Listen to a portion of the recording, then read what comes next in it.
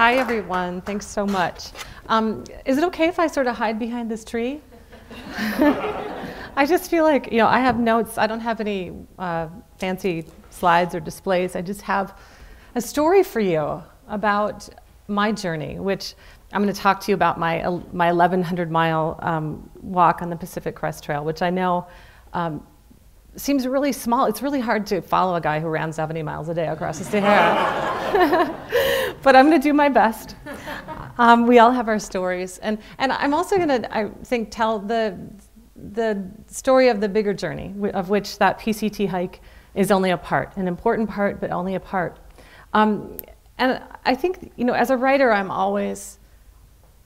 those of you who've read my Dear Sugar columns especially will know that a lot of times when I'm writing, I really think about language really carefully. I look at where do those words come from that we use, those words that we think we know what they mean. And so often when we look closely, what we see is that those words meant more than we knew they did, that we hadn't tapped fully into their power.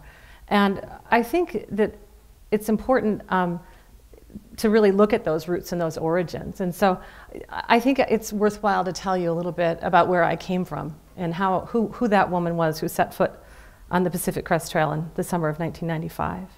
I was born in 1968 in a little town in western Pennsylvania. My father had grown up there. His father was a coal miner and his grandfather was a coal miner. And my mom had married him 3 years before. At the age of 19, she was pregnant. And they got married because of that. And I lived in western Pennsylvania the first 5 or 6 years of my life with my brother and my sister and my mom and dad. And my dad was an abusive and violent person who was really tyrannized our lives. And when I was about 6, my family moved to Minnesota, to this little town called Chaska, about an hour outside of Minneapolis. And it was there that my mom, we had moved there for a job opportunity for my dad. And my parents' marriage at that point, I think, really escalated in violence. And my mom finally worked up the courage to leave my father.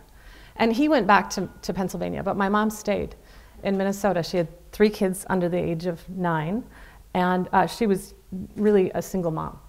She worked in factories and as a waitress, and thus began the sort of second era of my childhood, really, where we lived in apartment buildings that were mostly women like my mom and kids like me. Essentially poor kids on food stamps and welfare and such, with really hardworking mothers who were just alone. And it was kind of a wild scramble of, that era of my childhood, very much a wild scramble, having to really help my mom take care of us and parent us, and in some ways be a parent myself. And then my childhood shifted again when I was about 12. By then my mom had married my stepfather, who was a carpenter, and he'd fallen off a roof and hurt his back. And after being injured in bed, laid up for about a year, my parents got a settlement of $12,000. And they knew that they suspected, and they were correct, that it was going to be the most money that they'd ever have.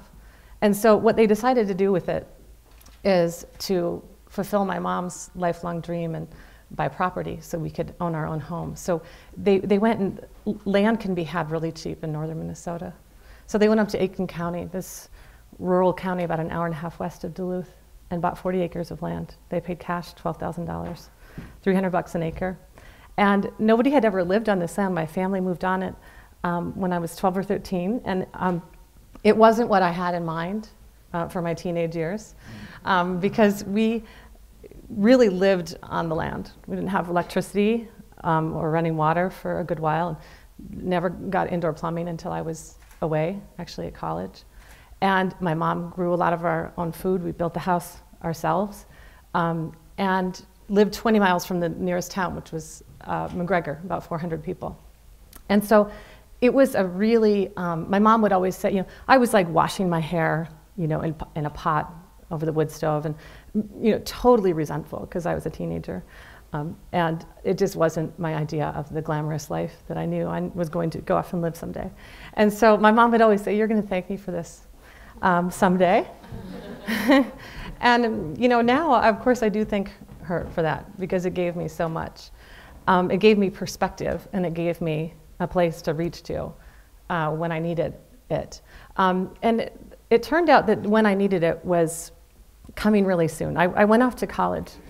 As much as I really admired my mother, I really also knew that I didn't want to have her life. I didn't want to, I wanted to go off into the world and become a writer.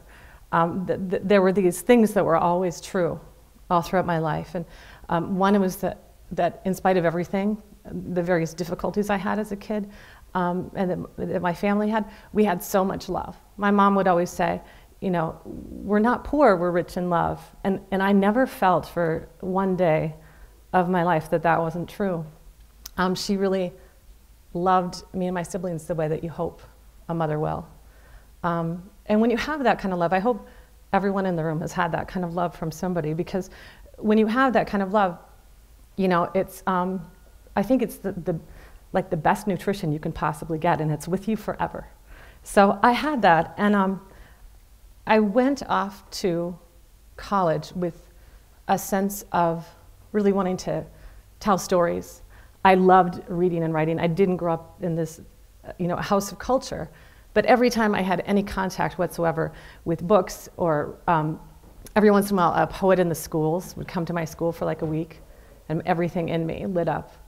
And so I applied to college. I didn't know that you were supposed to apply to more than one college. Nobody talked to me about how to apply for college, but I started being sent brochures, and that's how I decided how to apply. I mean, I looked at the pictures, and the one with the nicest picture is the one I applied to. And luckily I got in. It was the University of St. Thomas, a small Catholic college in St. Paul. And when I got the letter saying that I got in, it said one of the benefits of if you choose to go here, which they didn't know I didn't have a choice, is that your parents and your grandparents can take classes for free. And my mom was 40, and she said as a joke, you know, I've always wanted to go to college. And I thought that was really funny, because she was obviously way too old to go to college. And, but over time, over a few weeks, that conversation became less of a joke and became a conversation between us. And the last thing on this earth that I wanted was for my mother to go to college with me. I loved her, but you know, I have my limits. And so, on the other hand, I really wanted my mom to have the opportunities that she deserved. So we worked it out. I went off to college and I lived in the dorm, and my mom commuted 3 hours each way, and she went to college full time. We were freshmen together. We had a rule that she could not acknowledge me unless I acknowledged her, which I know is terrible. I'm a terrible person. But I was 17, and sometimes I acknowledged her and sometimes I didn't. That first year, it was a bad fit for me. It's a great school, but everyone was a business major, and it was a private school. It cost way too much. I was paying for my own education. So I decided after that first year to transfer to the University of Minnesota in the Twin Cities, and my mom was really supportive of that. And by then, she too had, you know, she went to school and was this straight A student. So she transferred and went to the University of Minnesota in Duluth, which was closer to where I grew up. So we went to college together, my mom and I. And college was this great culture hop for me. I didn't realize really where I'd come from. I didn't have much of a class consciousness, and in college I recognized myself as being a little different than most of my peers. Through my education, I was becoming less like the people I came from. And some of my peers were doing the opposite. They were becoming more like their parents. And I did all kinds of crazy things. I got married when I was in college, when I was 19, like my mom. My ex-husband and I were trying to radicalize the institution of marriage through our young radical marriage. It didn't work. So what happened is, I went to during college, my senior year, my mom was in her senior year too, and suddenly she got a cold. And it was a cold that wouldn't go away. And then it got worse, and she went to the doctor, and they thought it was pneumonia, and they thought it was this and that and the other thing. And before we knew it, she was diagnosed at the age of 45 with end-stage lung cancer. And she died 7 weeks later. She died on the Monday of our spring break, and on the Friday of our spring break was her memorial service. And then the next Monday I went back to school. I had 1/4 left. She had 2 classes to take, shy of her degree. I had 5 to take, and I had promised my mom that I would get my college degree. And so I went back and did that, except I didn't do it because I didn't finish 1 paper in 1 English class. And so I didn't graduate because I think, in retrospect, these years looking back, I just couldn't. I couldn't achieve that thing at that moment in my life. I was too lost in my grief. When my mom died, it was like the entire world that I knew ended. And I didn't know how to be in the world without my mom. I knew that I had to be a different person because the world was profoundly different. She was the person who defined my world. And at this age, too, where I was really trying to reject her or needing to differentiate myself from her. So what happened, it's probably a pretty familiar story, is that everything fell apart. You know, I tried to be strong. I tried to fill the hole in my family that my mom left. But instead, we all just fell into the hole. And so my once close family scattered, and I found myself pretty quickly, just alone in the world. And this young woman trying to, be a writer and sustain this young marriage I'd gotten myself into, and all of these things. And pretty soon I just couldn't sustain anything. And so I did all kinds of things that you don't want to do when you're married to somebody. I got involved with all kinds of men. I had a lot of promiscuous sex. I met a guy who was a heroin addict, and he asked me if I wanted to try heroin, and I said sure, and it was spectacular. It was this experience, the first time I used heroin, it was like the first time I found anything that worked, anything that like made that world without my mom okay. And so for some time, for a few months I did that. I sort of got lost, I guess, in that kind of raging against the sorrow and trying to sort of, put myself at risk because in some ways I didn't know who myself was. So it was then that the guy I was married to, the dear man who I'd married, found out that I'd gotten involved with this guy who was using heroin, and he drove from Minneapolis to Portland, Oregon, where I was at the time, and he just took me away. He took me back to Minneapolis. Once I was away from heroin, I wasn't an addict, I was just dabbling dangerously. And once I was away from heroin, I could really see just basically how just in such a deep state of despair I was. And I didn't know what to do. My mom had been dead for 3 years by then. And I didn't know how to go back to being that person I used to be, nor forward to becoming the person that my mom had raised me to be. But I knew that I had to be that person. I knew that person was in there, and that's what my destiny was. And so what was the path to get there? I write a lot. I write fiction, I write nonfiction. I'm always drawing on those metaphors that life hands us. And I don't know if I would say that those things happen for a reason. I kind of agree with Charlie that things happen and then we make sense of them, and that's what I do as a writer. And so it was then, in this, I guess, my darkest hour, that there was a blizzard in Minneapolis, and I needed to dig my truck out. And I went to REI, it's this outdoor store that you probably all know about, outside of Minneapolis, and I needed to buy a shovel. Like, I literally needed to dig myself out. And I was standing in line, waiting to buy this shovel, when I saw a shelf of books. And there was a book. I was just killing time. I grabbed it off the shelf and turned it over and read the back. And it was the book was called The Pacific Crest Trail, Volume 1, California.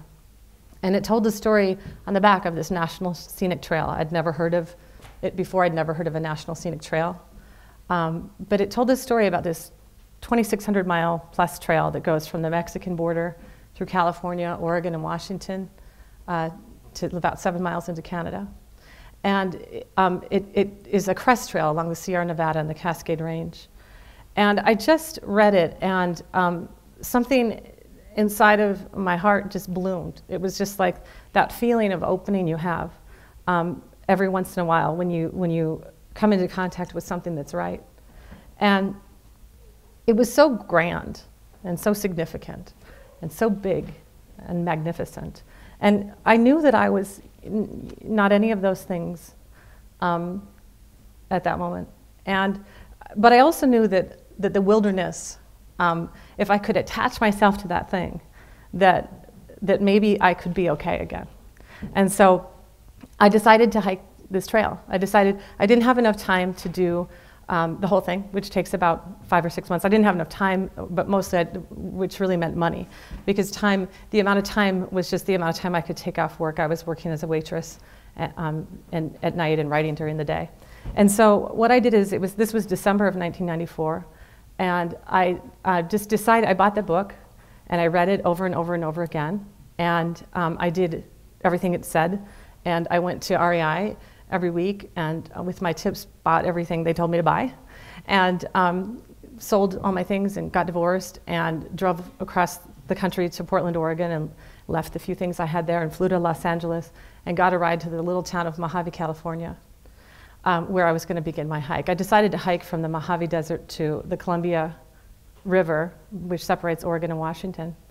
And I checked into this hotel. It was $18 a night for the hotel. And I checked in, it was a motel.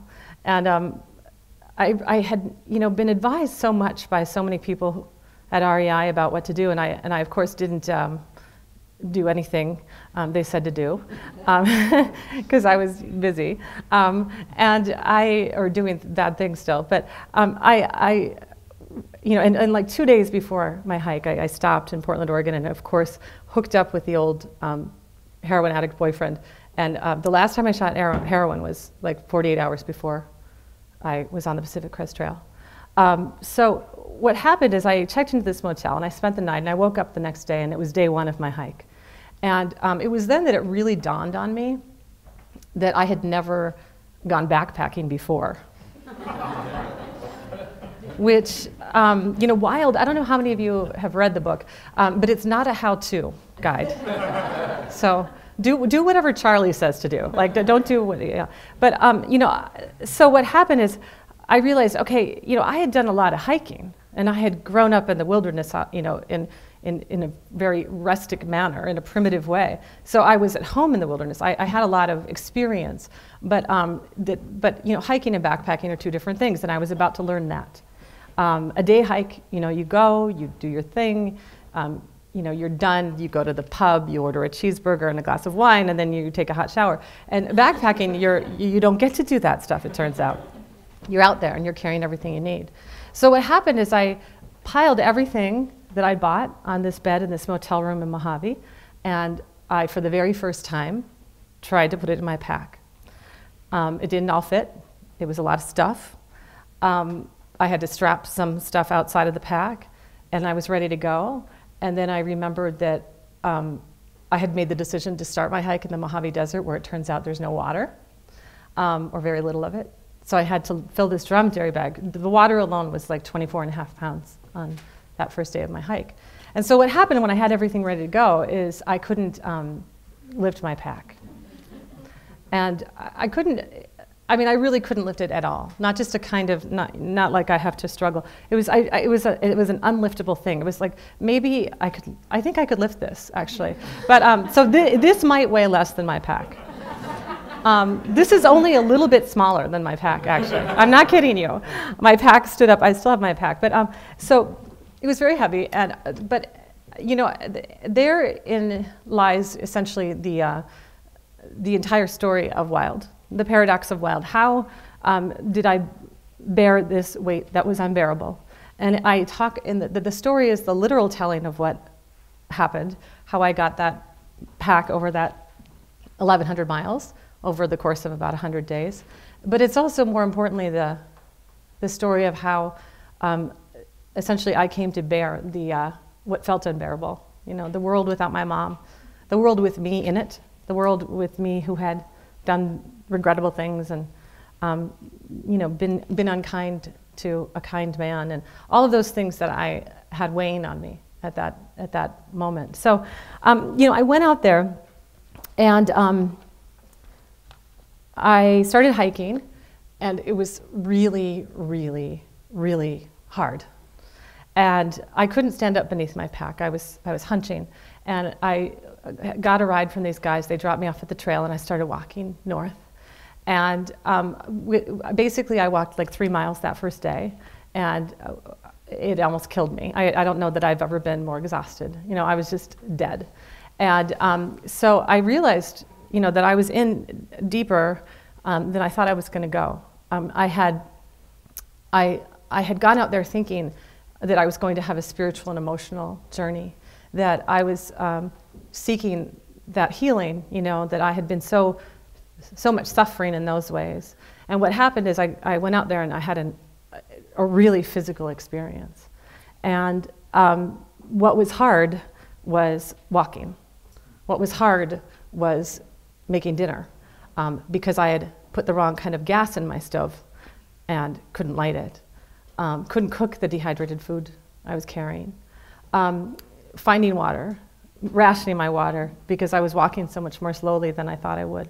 I went out there and I didn't see another human being for the first 8 days. I walked alone for 8 days. Every place on my body that the pack was making contact with my body, I was chafed and bleeding and blistered. And so I was having all these, I was just in the body. I was in the physical. And it was pretty quick that I understood. I mean, I was angry at myself for being such an idiot, for doing this hike. But I also knew that the one thing I just absolutely could not do was quit. Because not quitting was like the only thing I had. Not quitting was the last bit of, I guess, a sense of dignity that I had. And so I just kept going, and I kept thinking, sometimes I would just count to 10. I would be walking, and I would just count 10 steps. And then I would start over and count 10 steps. And bit by bit, day by day, I started to grow more invested in what I was doing. And also to see how that physical journey was so key to what needed to happen in my life on the inside.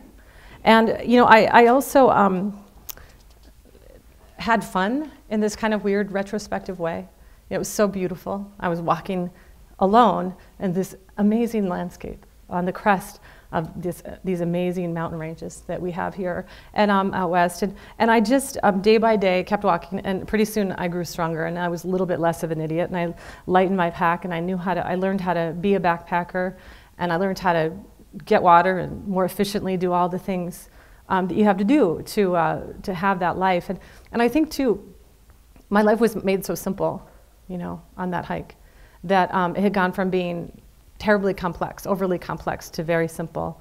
And in some ways, in retrospect, as I was writing Wild all these years later, I realized that what I did for myself was a rite of passage. I went, in a very sort of primal human kind of on a mythic journey, I guess, into the wild, into the body, out of the mind. And then, of course, the mind was transformed. So the other thing is as my strength grew, so did my humility.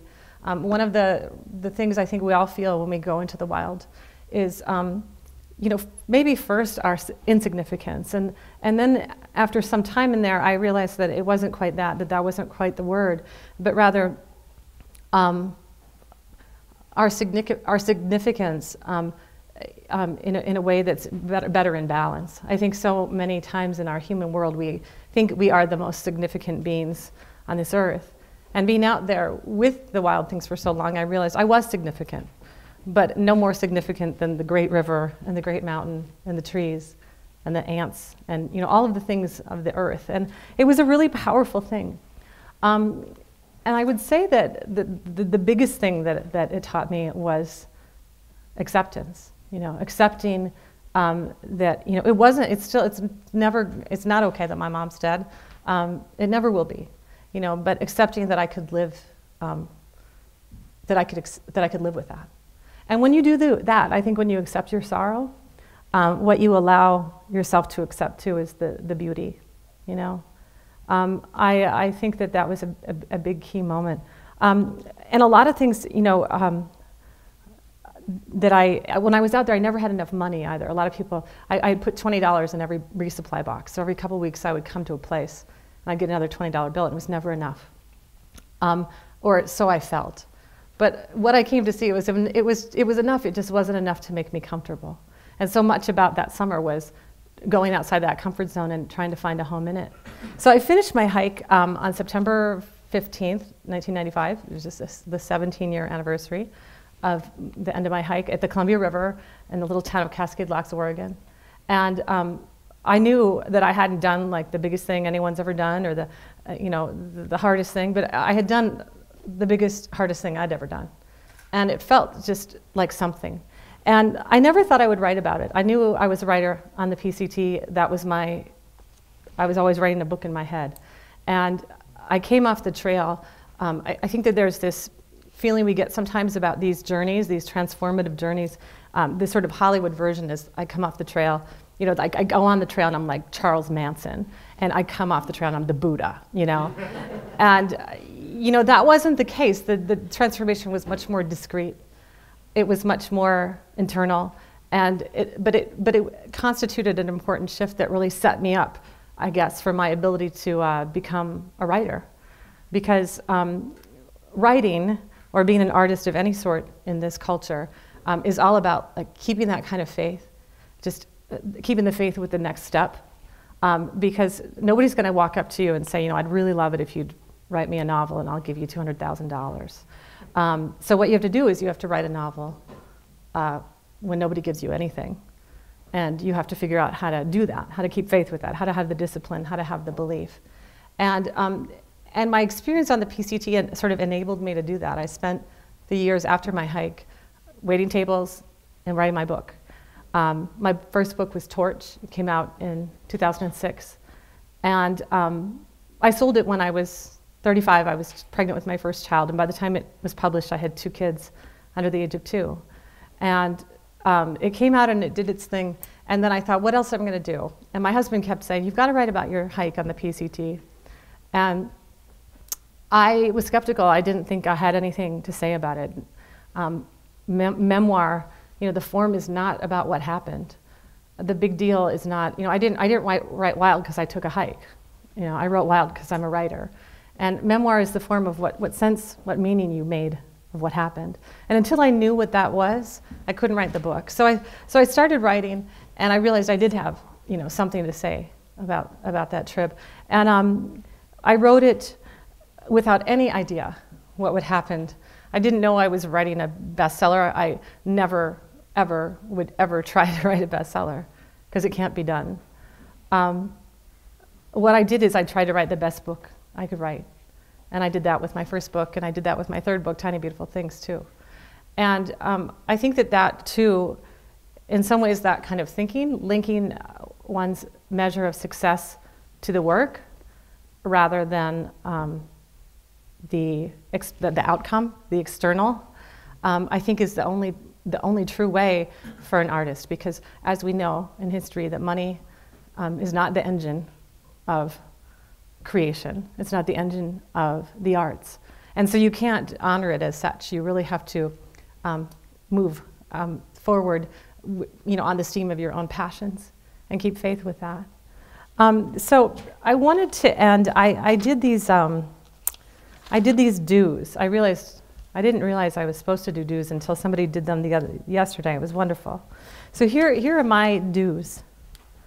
You know, one of the things I wanted to say, since Wild and Tiny Beautiful Things have had this success, a lot of people have said to me, just think now. Once Wild was #1 on the New York Times bestseller list, now you can, for the rest of your life, you can write whatever you want to write. So many people have said that to me. And what I always think is, that's great, because that's what I was going to do anyway.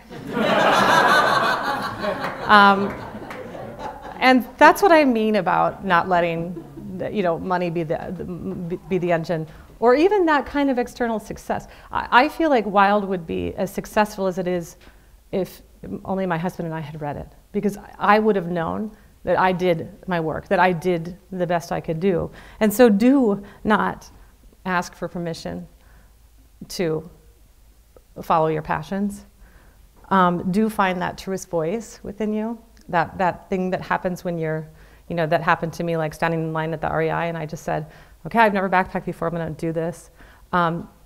Or that thing that for years and years and years I had to sustain in order to write that first book and to write that second book. Do measure your wealth in love. I think that the greatest gift that my mom gave me was that sense. I grew up below the poverty line every year of my childhood, and I never felt impoverished because I had a really rich life of love. Do measure your success in the work you do, in whether you did, if you did the work, if you went all the way. And of course, how can I not leave with this? Do keep walking, always, even when it hurts. Thank you.